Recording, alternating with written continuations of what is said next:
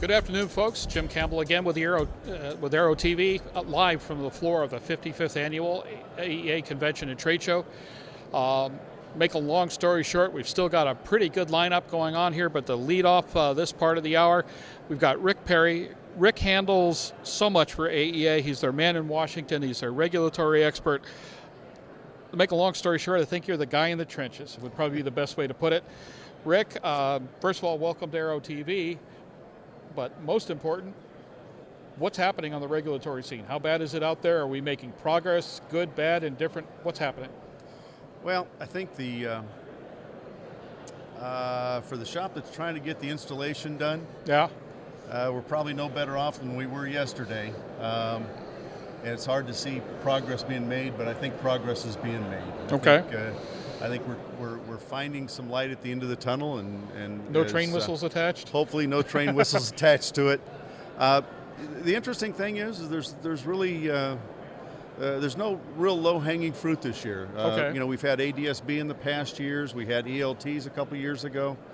You know, there's not a lot of those things on the GA side. We have a lot of things coming out of the commercial side. But not a lot on the general aviation side. The reauthorization had some issues with the FAA reauthorization had some issues with repair stations. We're looking forward to those items. But overall, it's been a year for maintenance and a year to get caught up. Well, it certainly beats some of the years we've had where we've been putting out fires right and left. So, and in no uncertain terms, I have high expectations that a lot of that is as a result of the work that AEA has done in Washington, and one of the reasons why they put you within throwing distance of the Puzzle Palace. We had the opportunity to listen to the FAA this morning in particular, and I got to give the FAA credit for one thing. They do come out, especially to a very critically concerned, very knowledgeable, very intense community that actually knows what they're talking about and can call, you know, baloney when they see it.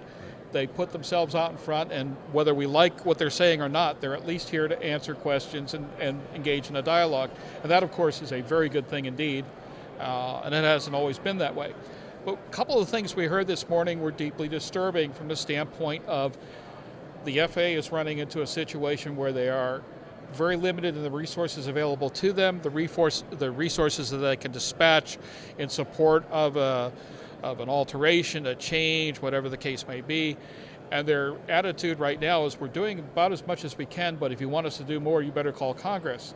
Right. Is that really as simple as that? I mean, does it really come down to this is all the FAA can do?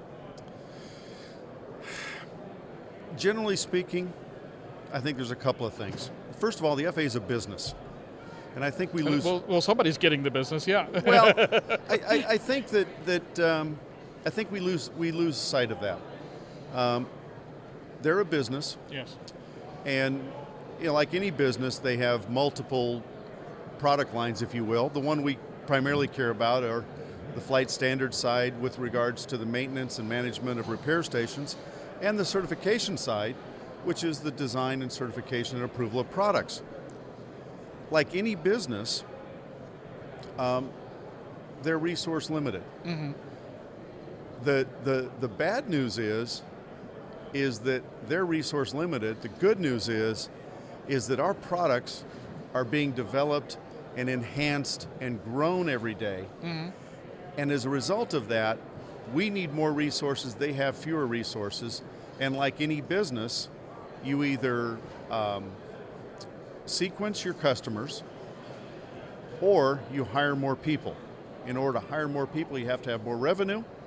In order to have more revenue, Congress has to give them more money. And so we're stuck between a rock and a hard spot. We want to pay fewer taxes, certainly. At the same time, we want the availability of the resources at a time when we have technology growth going on, right, and these products coming. So the only other options you have are to focus on efficiencies, and I'm pretty comfortable with headquarters trying to manage efficiencies.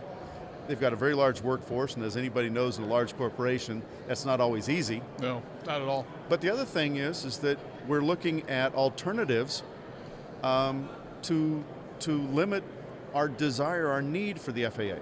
We're using delegation more and we're promoting delegation.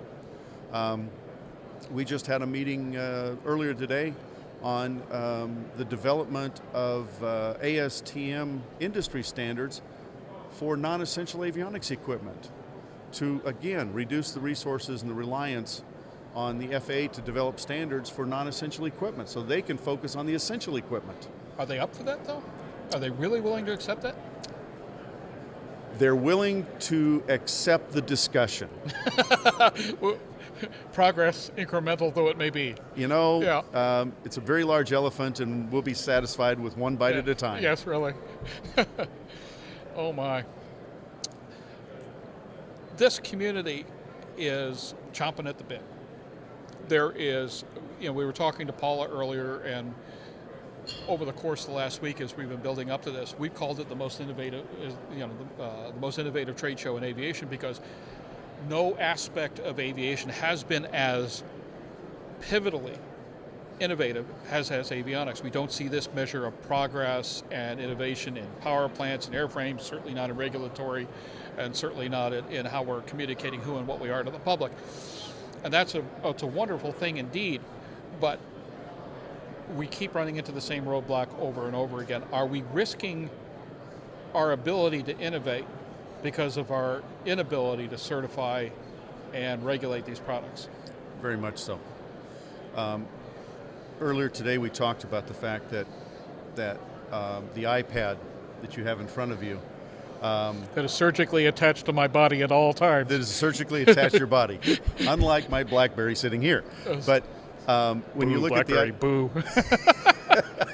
when you look at the iPad, Apple has produced 55 million iPads. When they came out with a new iPad recently, in the first 3 days they sold 3 million units. One was mine. So they amortized those costs over 3 million units. In avionics, oh gosh, 1% is a good run of an entire product line. Right. And when you look at the shareholders' reports for these companies, the life expectancy of a tablet is 2 to 3 years, and the next generation of technology will replace it. In the case of avionics, the prices are so extreme that they have to last 15 or 20 years. Although we've seen some changes on that level. We've seen changes, but keep in mind that aviation represents 0.5% of the discrete electronic components. Gotcha. So what happens is you have a manufacturer that makes a product, they have to do a lifetime buy of the components when they buy the initial run, because the cost to recertify. Yeah, there's no economies of scale otherwise. There is no economies of scale. And that's the challenge we face with installed certified equipment. These manufacturers, they just don't have the depth of industry. We have 200,000 airplanes. If we have a radio, the best you could expect is 200,000 units. We wouldn't see the iPad if that was all it was. That was not even a good day in Steve Jobs' life. Exactly. 200,000 what he did by breakfast, I think, or some such. Oh man. Well, there are going to be a lot of efforts down the line as we try to innovate and transform aviation, but the fact of the matter, for the moment, we've got to dance with the girl we brought. And we have an industry that is struggling to recover from a couple of years of a bad economy and bad perception and such, and yet this industry is as upbeat as any in aviation. We are seeing progress, we are seeing innovation, and we're seeing business. Yeah. And one of the things I was talking to Paul about, I was walking around with Tom Patton, our news editor, earlier today, and he says, look at all the retrofit, look at all the people adding things to their airplane. These are people who already get. Mm-hmm. These are the most knowledgeable people about how valuable aviation is, and they're investing more in a tough economy. What does that tell you? This is what we need to communicate and what's going on out there. Does the FAA, as the quote-unquote weak link, and I'm not trying to be insulting the FAA, they've got some amazing people and so forth, but as a weak link and all that, understand how important they are to the aviation food chain in this regard, and that if there is a way to bridge the gap on these regulatory and certification matters, we can open up the gates. I believe they do. To address those things, the AEA, here at this convention, we have 80 hours of training. to train the shops, to train the technicians, to streamline those installations. We have online training that teaches how to do alterations and how to evaluate alterations and to eliminate field approvals so that we don't waste those valuable resources. It's incumbent on us to be better consumers of this very limited resource. Now, part of that is that we have to be smarter. At the same time, they have to be smarter. And I feel fairly confident that headquarters gets that, but the policies don't always trickle down to the engineers and technicians in the field who have to implement it. And so we have to continue that process. Nothing like a little bit of extra work, right? Well, AEA represents 900 and some odd repair stations, 1/4 of all US certified repair stations, 1/3 of all foreign repair stations. Our message to the installers is consistent. If I'm looking to have things installed, I want to go to someone who's been trained to be able to do that work. Right. And I think that's where it is. We have to handle it ourselves. We have to teach ourselves. We can't default to the government all the time. We have to be smarter. And that's the solution to this. They'll never have the resources to do everything for us. We have to do more by ourselves. If they let us. They will let us. The rules are there to let us. We have to demand our rules are followed. Amazing. Is it as simple as that? I mean, I know it's a complex subject, but ultimately it is a simple solution to a horrible problem. I believe it is.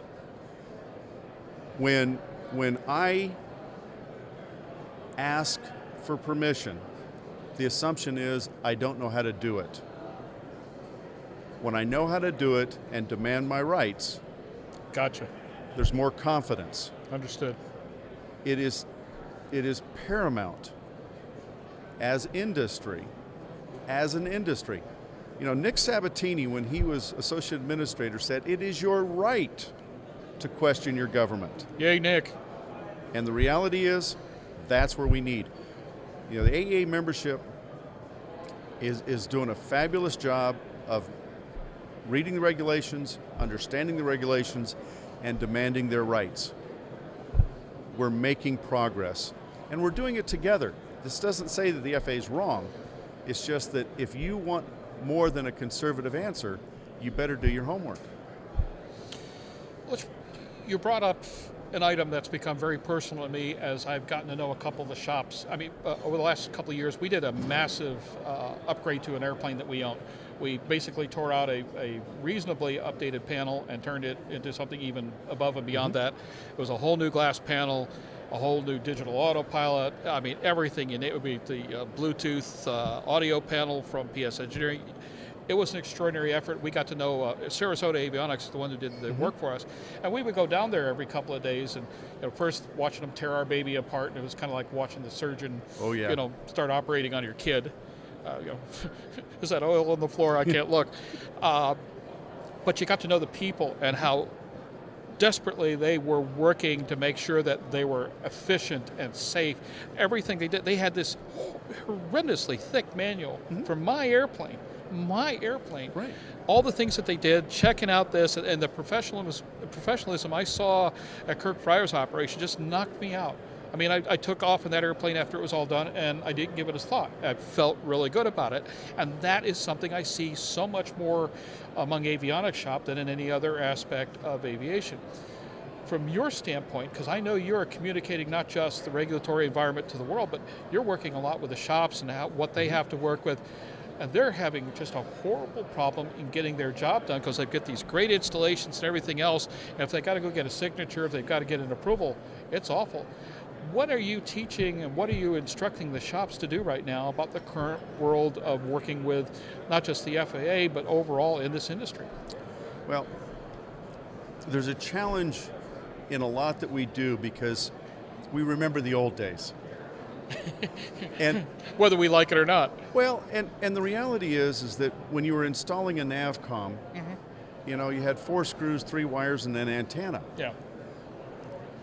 Today, we're installing primary flight displays, EFISs, integrated systems. And so the level of accountability, the level of certitude with those things just demands a higher level.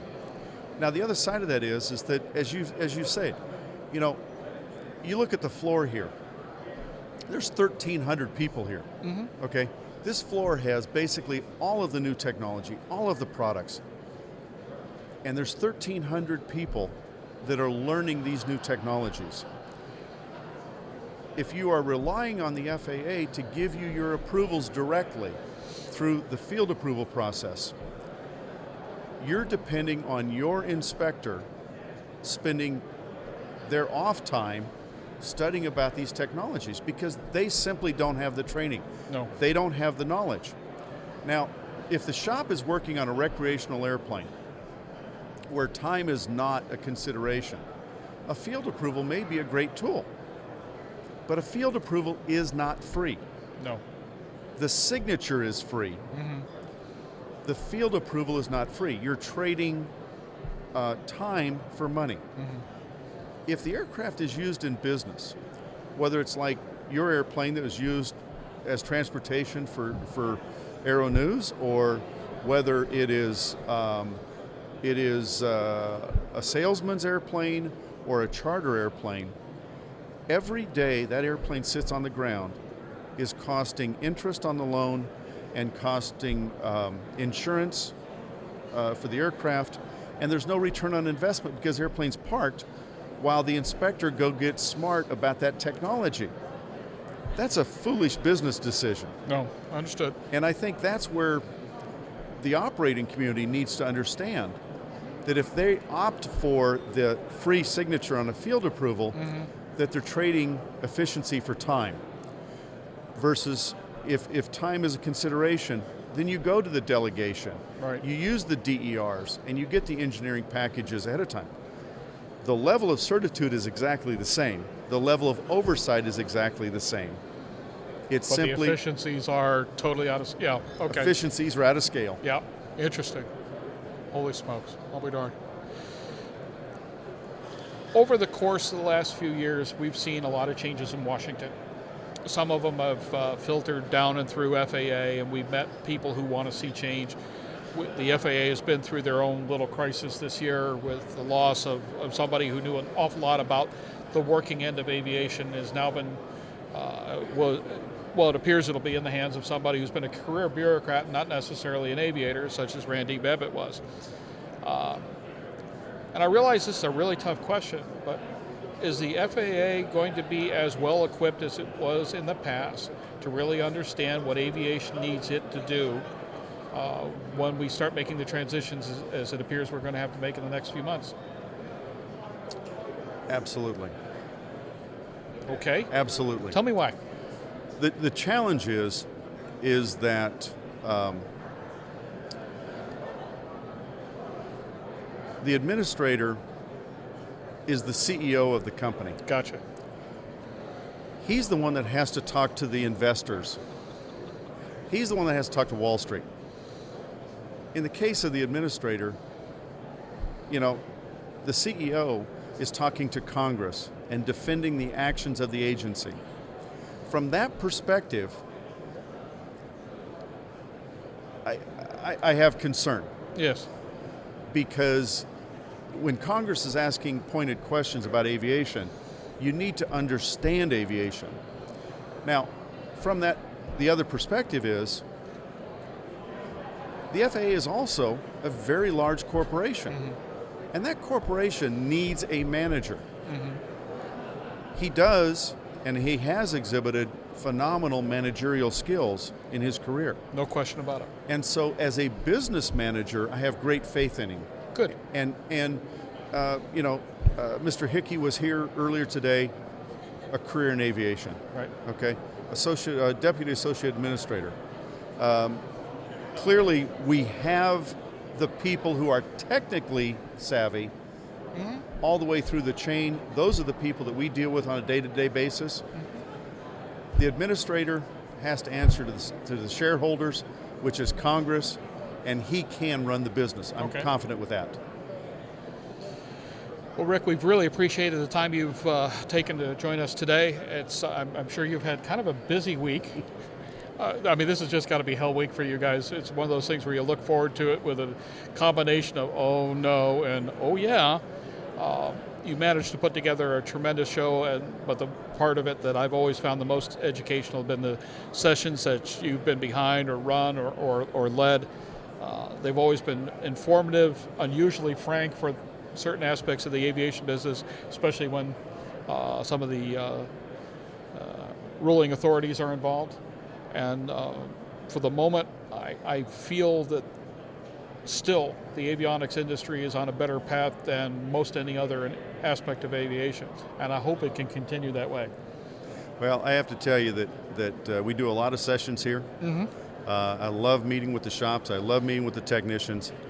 You know, this is the only wholesale avionics show in the world. Right. And without a doubt, this is the aviator's toy store. So yep. For the folks that aren't here, we keep calling it where all the cool stuff happens. Well, and the reality is that, you know, you come to the toy store and you get psyched, and it carries you through the session. So, you know, it's fun being here, and I can't imagine being anyplace else. Very good. Ric Peri, we thank you so much. Once again, thanks for not only the efforts that you've undertaken on behalf of aviation, but all the help you give to Aero-News whenever we've got questions, and some of them I know are kind of obnoxious, but hey, that's our nature. Okay, folks, from the floor of the 55th Annual AEA Convention and Trade Show, we're going to take a break, and you're going to get a real break here because for the next few minutes you get to look at somebody besides me, and he's not nearly as ugly as I am.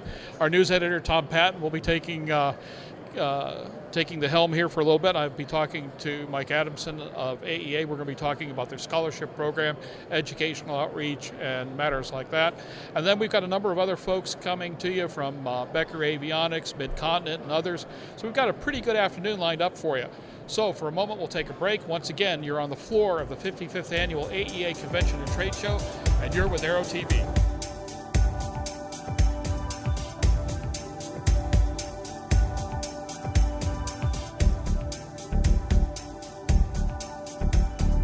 Aero-TV's live coverage of the 55th Annual AEA International Convention and Trade Show is brought to you in part by the following sponsors.